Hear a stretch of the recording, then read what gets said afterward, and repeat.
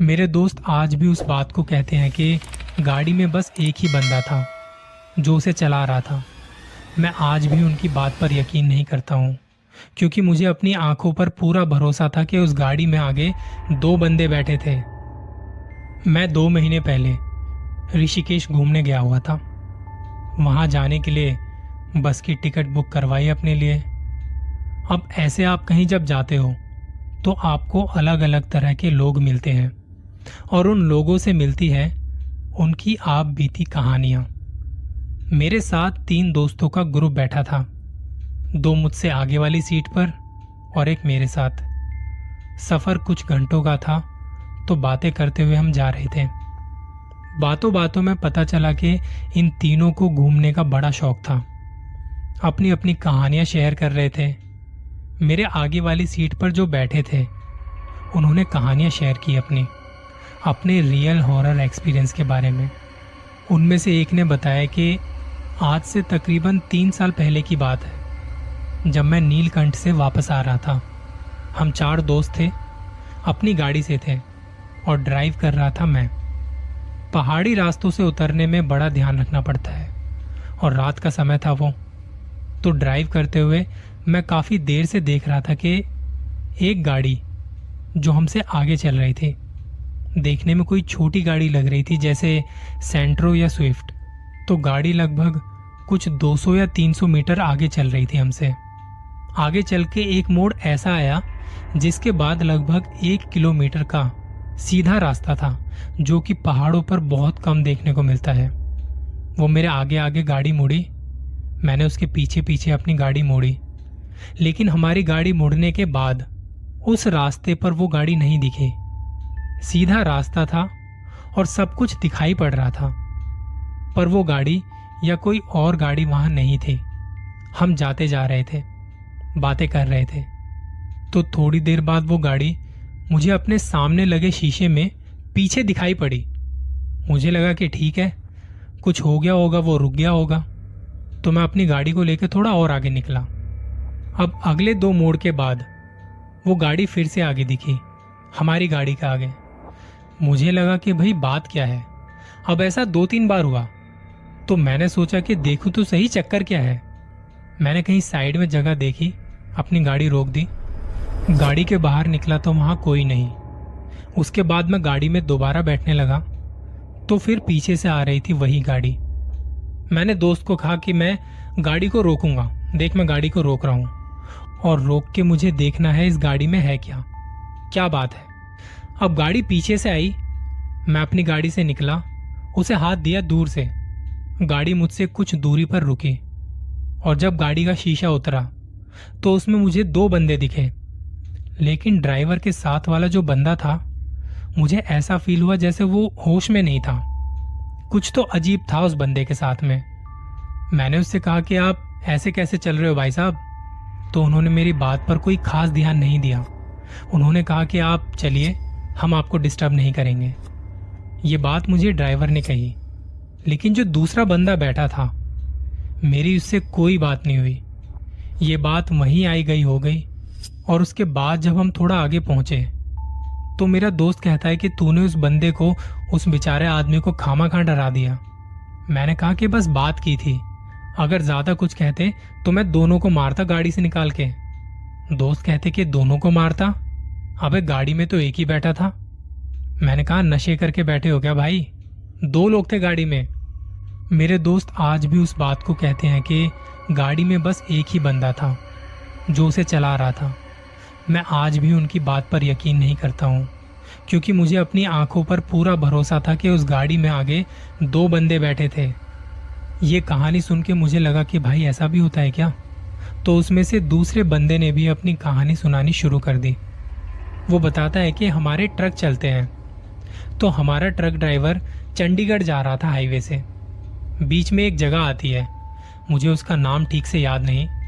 तो जब वो हाईवे से जा रहा था, बीच रास्ते में आधी रात के वक्त किसी ने ट्रक को हाथ से रुकवाया, हाथ दिखाया। शायद किसी को मदद चाहिए थी, क्योंकि रात को ऐसे में कोई मदद नहीं मिलती, और अगर कोई मदद करता भी है तो उसके मन में कई सवाल आते हैं। और वैसे भी रात को कुछ चलते हैं तो वो ट्रक चलते हैं, बस ट्रक ही चलते हुए दिखाई देते हैं। हाईवे के शहंशाह होते हैं रात के वक्त। तो जिसने हाथ दिया वो कोई लड़की थी। हमने उसके पास जाके ट्रक को रोका और उसने हाथ के इशारे से कांपती हुई आवाज में कहा कि मुझे मदद चाहिए आप लोगों की। वो डरी हुई थी, सहमी हुई थी।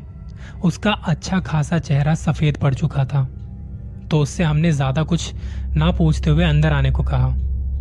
वो कांप रही थी, उसकी सांसें फूली हुई थी। ड्राइवर ने उसे पानी पिलाया और जो ट्रक वाले के साथ एक बंदा और था, क्योंकि ट्रक में अक्सर 2 लोग साथ में होते ही हैं, चाहे दिन हो या रात हो। तो वो दूसरा बंदा बीड़ी जला रहा था, पर लड़की देखी तो उसने भी अपनी बीड़ी नहीं जलाई। तो जब इस दौरान उस बंदे की नजर उसके पांव पर गई तो उसके पांव उल्टे थे। ये देखते हुए उसने दोबारा से माचिस जलाई और वो माचिस जलते ही एकदम से खिड़की के बाहर कूदी।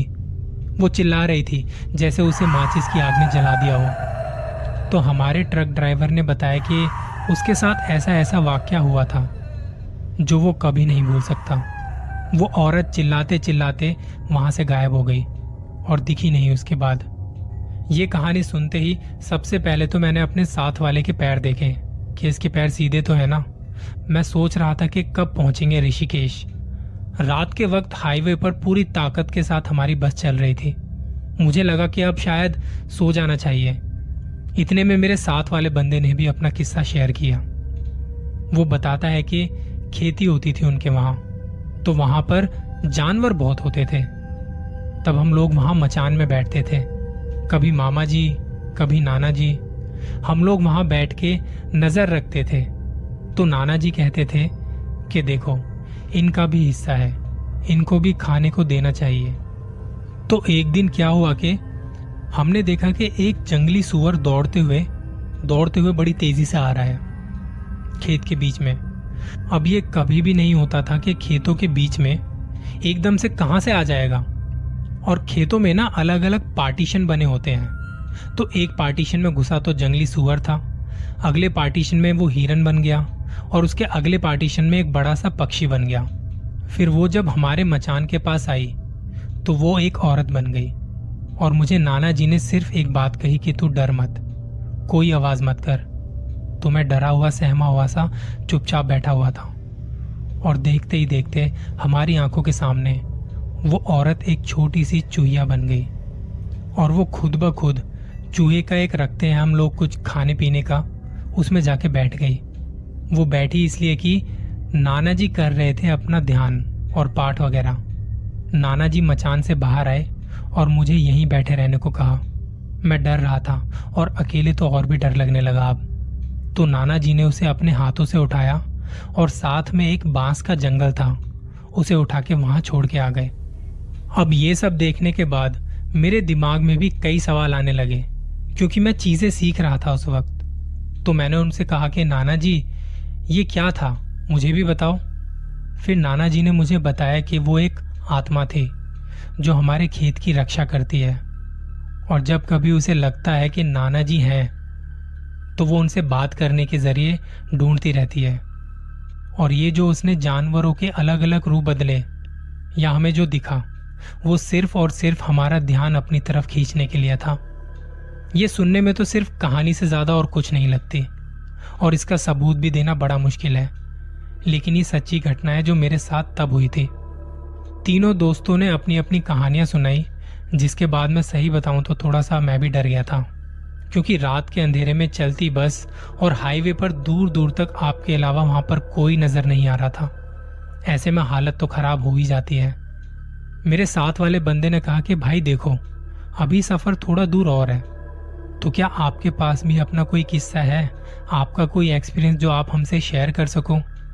मैंने कहा कि मेरी कहानी या कह लो कि मेरा एक्सपीरियंस थोड़ा बड़ा है, वो आराम से वापसी में आते वक्त आपको सुनाऊंगा। तब उन्होंने कहा कि ठीक है, इंतज़ार करेंगे। और वो लोग आंखें बंद करके बैठे बैठे शायद सो चुके थे। मुझे याद आने लगा था अपना वो किस्सा जब मैंने वो सब महसूस किया था, या शायद सच में था वो मेरे साथ वहां पर।